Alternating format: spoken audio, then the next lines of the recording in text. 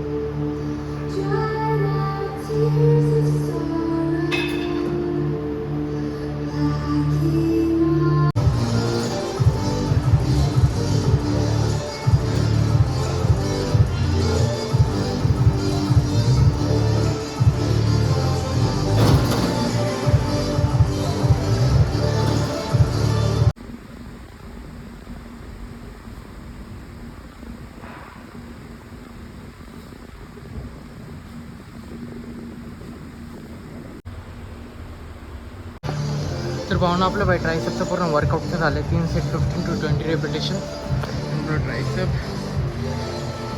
तर भावना आपलं बाई पूर्ण वर्कआउटचं झालं. आता फर्स्ट आता आपण घरी निघू.